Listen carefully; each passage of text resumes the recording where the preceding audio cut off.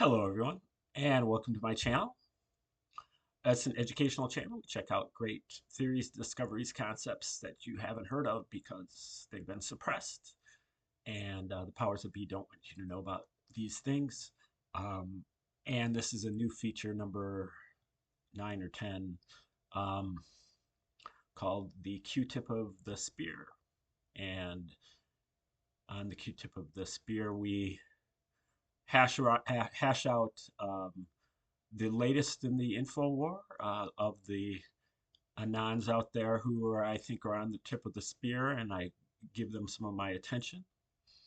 And a lot of it is the two rival factions that um, used to be kind of together, but have been split by um, a romantic quarrel, but maybe it has some financial aspect of it as well, and maybe even some professional aspect. But the soft disclosure network, and then the independent people, and they are uh, off in different directions, very different takes.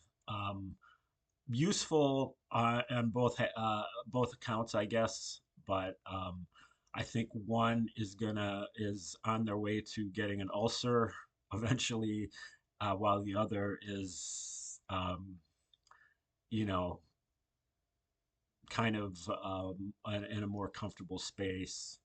Um,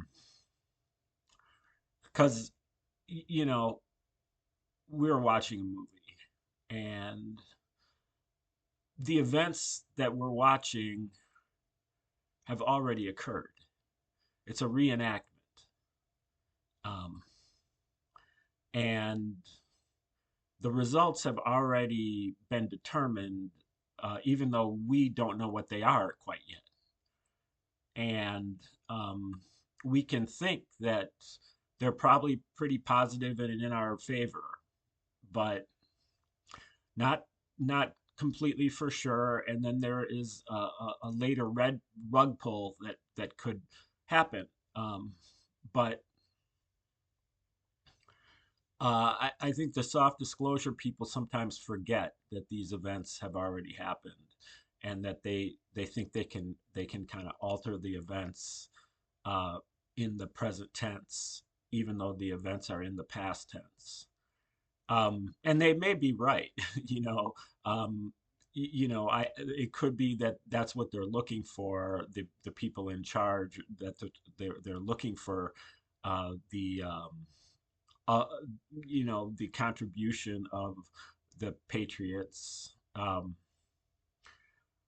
but at the same time, uh, you know, they get into just a little bit, a little bit too much outrage, just outraged about this, outraged about that. Got to do something about this. There's quite a few of them that kind of have a savior complex, and this is spirituality 101. And the whole Christian movement is caught in spiritual kindergarten. This is not a serious doctrine. um, your God is like a psychopath with a host of personality disorders that, when the New Testament comes around, got an exorcism, which left us with a better God, but it left us with Satan, and Satan wasn't around for the Old Testament. Now Satan is around, and so now you have all these Satanists that aren't Satanists. They just hate Christians. That's the only reason why they exist, is because they hate Christians. Because Satan doesn't exist either. And so, and a lot of them know that. And even if they don't know that, they don't want to get into that. I've been there. I've been there. They'll put up their devil horns. They will mock Christians, but they're not Satanists. Now there are some Satanists out there that sacrifice children and animals and commit violent acts. But that's just the tiny minority of the people that you accuse of being Satanists. Uh, it's not it's not a mature way to go about things. Just kind of accusing everything that doesn't go your way as being Satan. Uh, that was caused by Satan. That's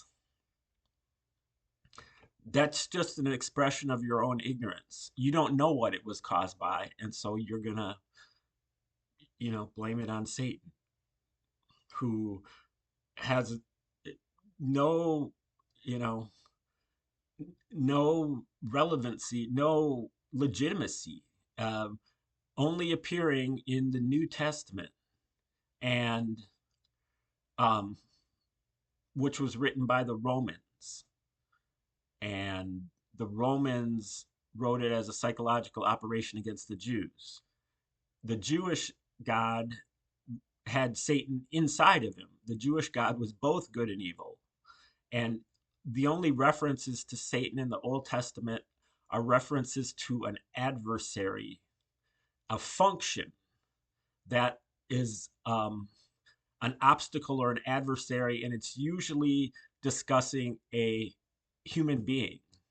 In one case, it's even discussing King David. Um, but there's only just a few instances of it, even in the Old Testament. So this whole concept of Satan is just like completely made up. And as I've been mentioning, um, King James was just like a total zealot in terms of burning witches, and he's the one that concocted this English Bible that you guys are also, oh, this is the best translation. Yeah, but from a complete whack job witch zealot, witch burning zealot. So when you start burning witches, you have to start wondering like, uh, what side am I on? Am I on Satan's side or am I on God's side? Because I just got done burning a bunch of witches, which is what you do because you got the Christians think that they're doing the witches a favor, because when you burn a witch, then you burn it up to ashes, and then it goes to heaven. The witch goes to heaven when you burn it to a crisp. So that's kind of like part of King James actually wrote a book about uh, burning witches, or about persecuting witches, or demonology, before he became King James the First of England. He was also King James the Sixth of Scotland, which he had been since he was an infant.